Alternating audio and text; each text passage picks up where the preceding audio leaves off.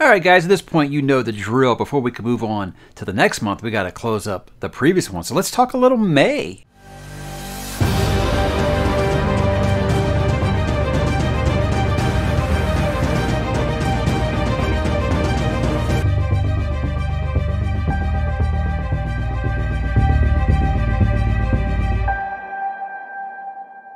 Hey, what's up, bookworms? Mike back with another monthly wrap-up, this time for May of 2023. A very, very exciting month. It's probably one of my shorter months as far as like the TBR list goes, but on par or even greater just going off of page count. But a very exciting month.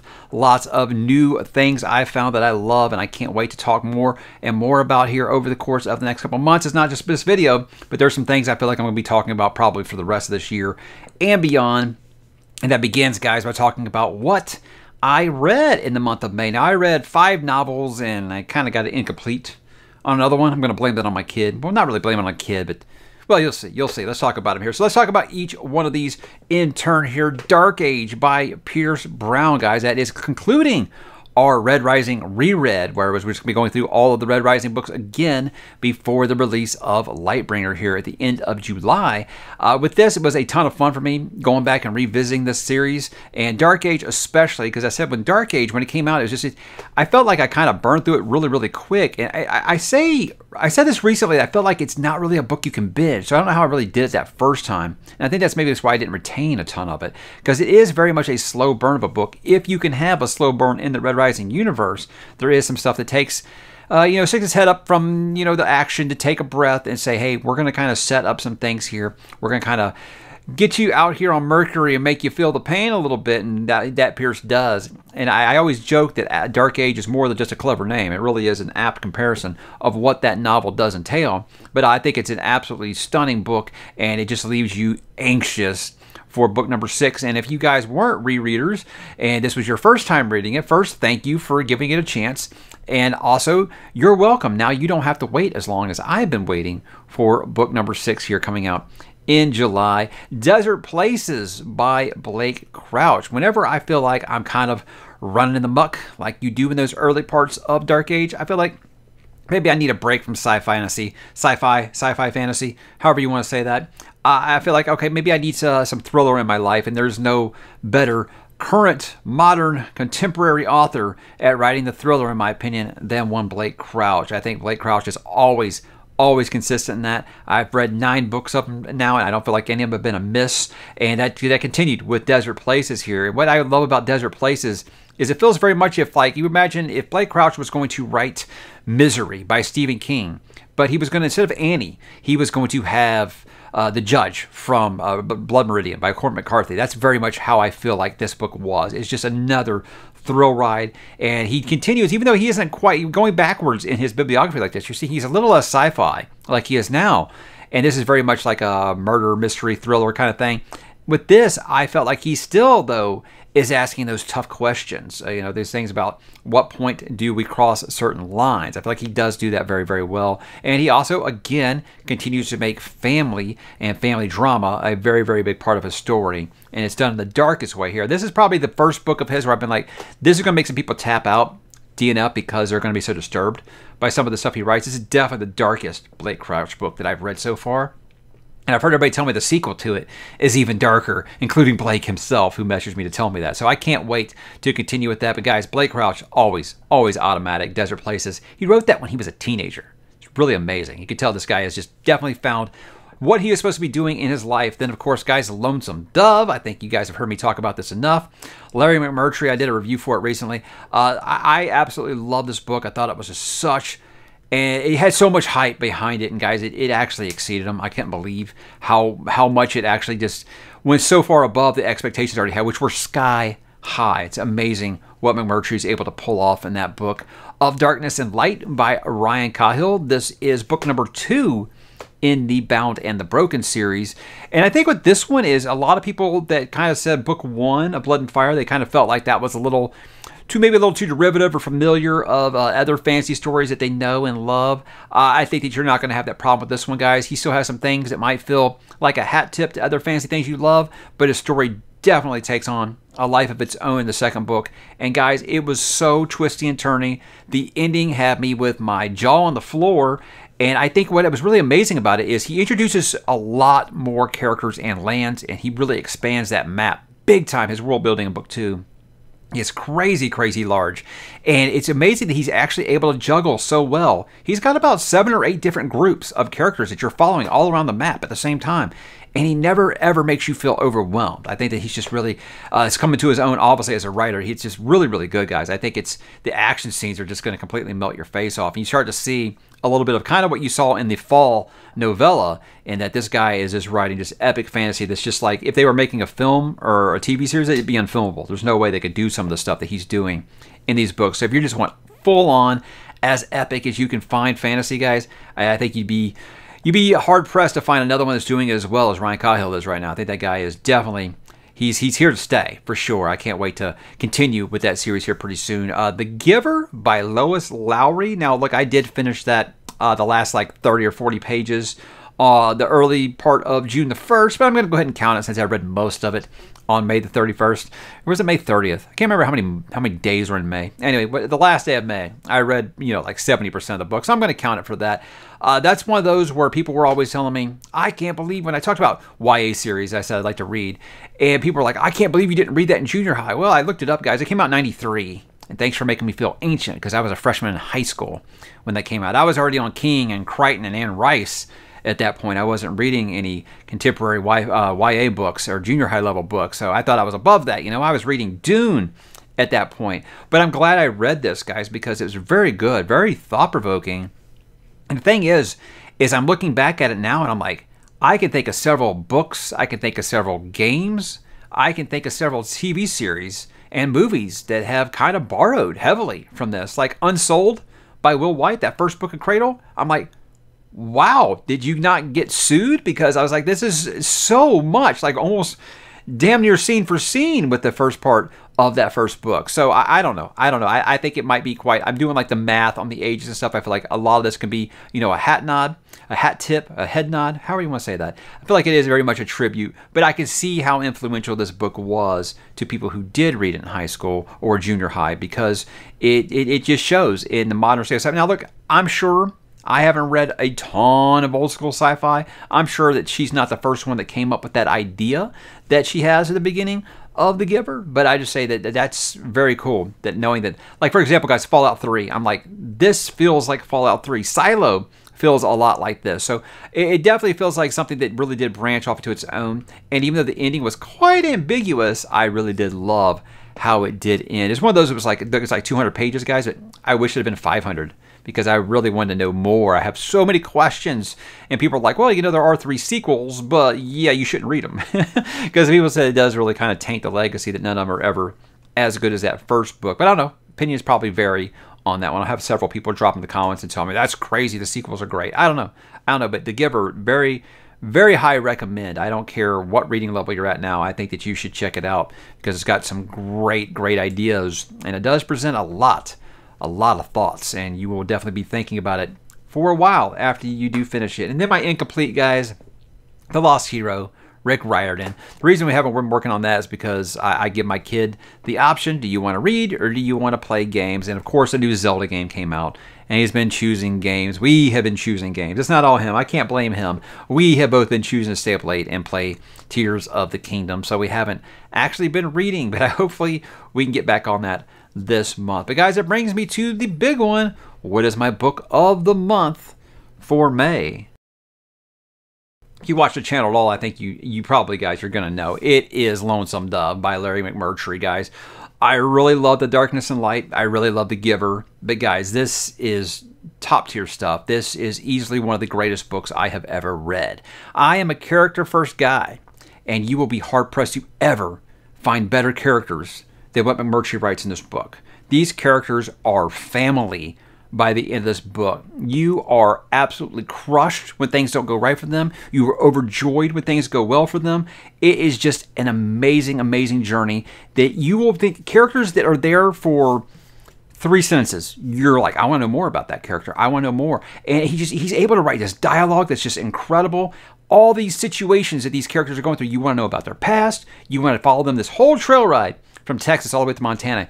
You've got questions. He gives you answers. He leaves you with some. You know, this is only one book out of 4 in the series. So it's one of those things where I say, look, as a standalone, like which I believe it was actually planned to be originally, there are some things that people are going to be like, oh, well, I don't like that they left that kind of unresolved. Like, I don't know if those get in the sequels or if it's just one of those things where Larry Murphy's like, that's real life. You know, not everyone's character arc gets solved before they pass away or before the story ends. You know, I think that those things are great, that some of those are left open. And also, it doesn't feel like character assassination to kind of do some things just to close off some arcs. I think it's beautifully, beautifully written, guys. This book is long. It could have been twice as long and I'd still be reading it and still be loving it, guys. It's amazing the fact that, like, you think about the first 250 pages, they don't even leave the ranch at Lonesome Dove for 250 pages. There's a chapter where all they're doing is arguing about what to put on a sign. And it's riveting. I can't put it down. I am there for it. He is able to just get you so connected to those characters so quick. But he will hurt you, guys. He will hurt you bad. I have some scars on my heart now I will carry with me for the rest of my life for The Dearly Departed. It is an amazingly, amazingly beautiful book, guys. But it'll hurt. It'll do some damage to you. So I tell people it can be somewhat depressing, because I want you to make sure you're in the right place if you do read it. But I think that you absolutely, yes, break your TBR right now. I give you permission. Do it. It's something that you must read. To me, this reminds me of like with Swan Song last year, where it came out of nowhere, blew me away, and just said, hey, yeah, I think you should break your TBR and read this right now, because it's just an amazing ride, guys, and I think you would absolutely love it. I could talk the whole episode about Lonesome Dove, guys, but I did a review for it recently. Check that out if you haven't. But yes, without a doubt, it's not really surprising, guys. I don't think there's anyone who ever reads this book and say they don't love it. And I could be added to that list now, guys. Lonesome Dove, Book of the Month for May of 2023. And I got to give you a quick little tease here. Right now, that's going to be a hard one to top for best book of 2023 for me. It's going to be very, very hard to top, because I think when it's all said and done, guys, that'll be a top 10 book all time for me. So very, very tough company to get past. How about some channel growth for the month, guys? Same thing as usual. Things are looking up, things are looking down. Hey, it is what it is. We're just going to kind of roll through it here. Not going to harp on it. Did pick up 1,376 new subscribers this month, so thank you very much. I'm glad to have you along. That's up 208 from April. I'm glad that happened, because I was like, if it continued that downward trend, I was going to get down to back down to 3 digits per month. And that doesn't help for the channel goal of hopefully hitting 100,000 by the end of the year. 377,000 views. That is up 2,000 from April. And 70,000 hours of watch time. That's actually down 36,000 from April, but I do know there were some videos that I had in April. I had that Talk About Nothing with Murphy. I had a Saturday Night Nights. I had an old Talk About Nothing that kind of blew up out of nowhere. So those numbers might have been a little inflated. So I just say that 70,000 hours is about normal for this time of year. Like I said, the first quarter, the first third of each year is kind of a struggle statistically. That's kind of rolling over into May now. So I'm starting to think, hey, this might be the new normal, but that's all right. I'm all good with it, guys. We did cross 93,000 subscribers this month. So, you know, hey, 7,000 more, guys, and then I can retire, right? That's how this works. How about some most popular content for the month? Okay, I did 15 original videos and 5 live streams. Didn't do any shorts. Didn't do any shorts this month. I did a couple of shorter videos. One was for that chair that I got sent by Ewin Racing, and I got a ton of thumbs downs on that video. Look, guys, I have made it a point in my life to not take any sponsors on this channel. I want to challenge you to find another channel with a platform like mine that has not accepted a sponsor yet. I've always said I want to keep this channel sponsor free, because I don't want to sit here and tell you for 90 seconds about Surfshark. You know, I'm not that person telling you about ExpressVPN. That's not me. I want you to feel like you're having a good time here, and I'm not trying to sell you something. So if I want to do one video talking about how great this reading chair is, I mean, it was 2.5 minutes, guys. I don't think it was hurting anybody. So I don't feel bad about it. But I also did a trailer reveal for Alexander Darwin, his upcoming book, The Combat Code. So those were technically shorts. They just weren't, you know, a minute. So I had to upload them as like 2.5, 3 minute videos. And I did do those. But let's look at my top 5 videos here. Top 10 book trilogies had 31,000 views. So that's a pretty big hit. That's one of those where it's like, I didn't even know I was going to do that. It's when I was saying that I felt like when I was finishing up The Last War by Mike Shackle, is that I felt like, over time, I felt like that's going to fit into my top 10 trilogies ever. And I was like, that's a video. Was that a video you guys would like me to make? And everybody said yes, and clearly you did. So a lot of you guys did watch that. A lot of fun making that video, guys. It was actually tougher than I thought. I mean, it was like, first it was like, yeah, everything I like is either, 1 book or 5 books or 7 books or 15 books.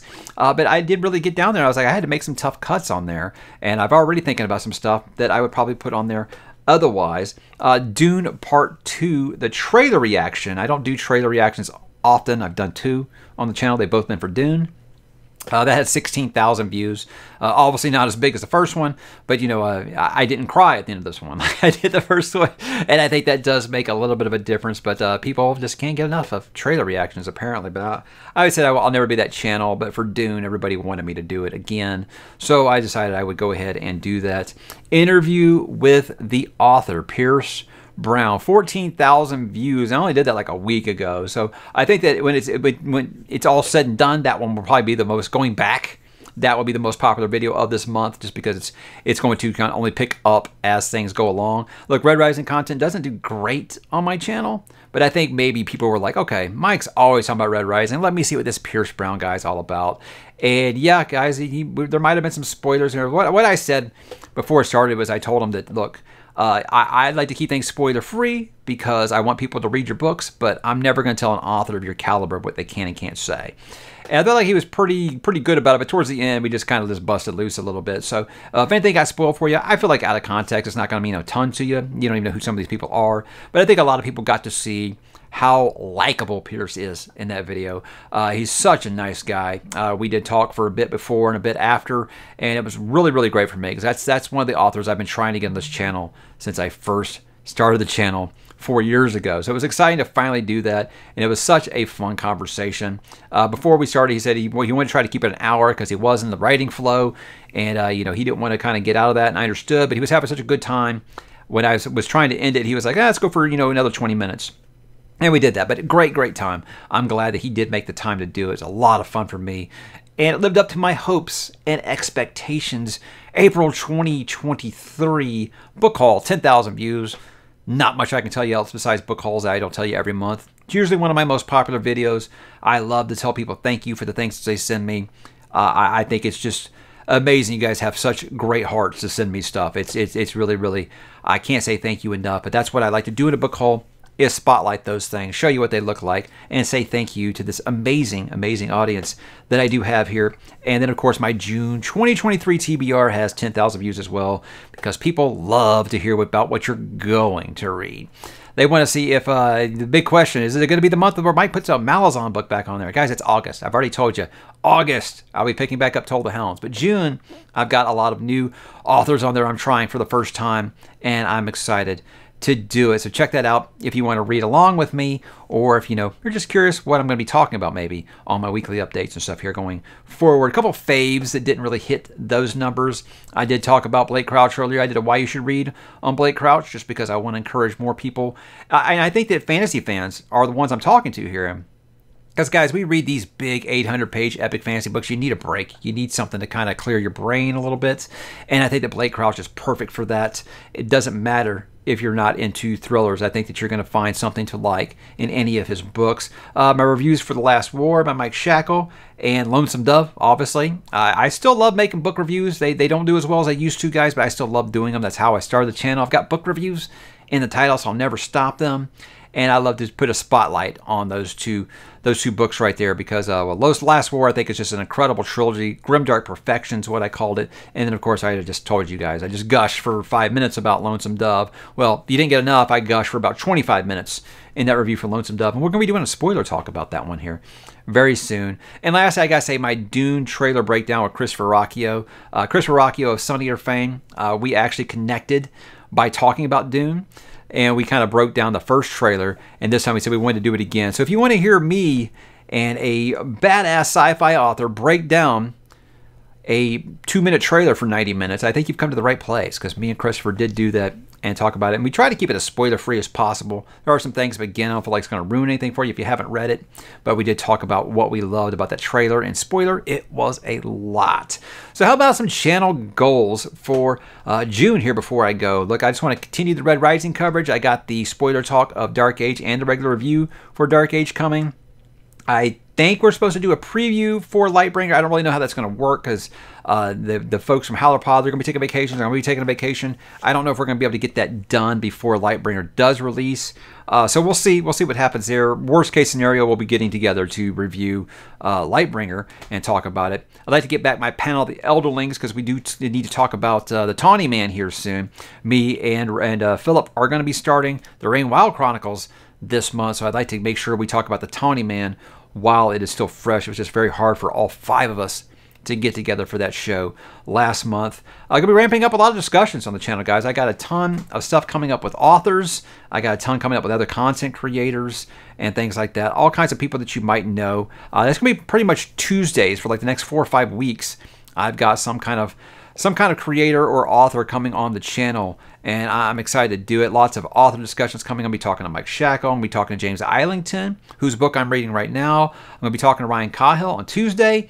So it's exciting times for the channel, because I love talking to authors and seeing what their method is with writing, what inspired them, and, you know, hey, maybe sometimes like, what's your favorite Star Wars movie? There's always fun conversations to have.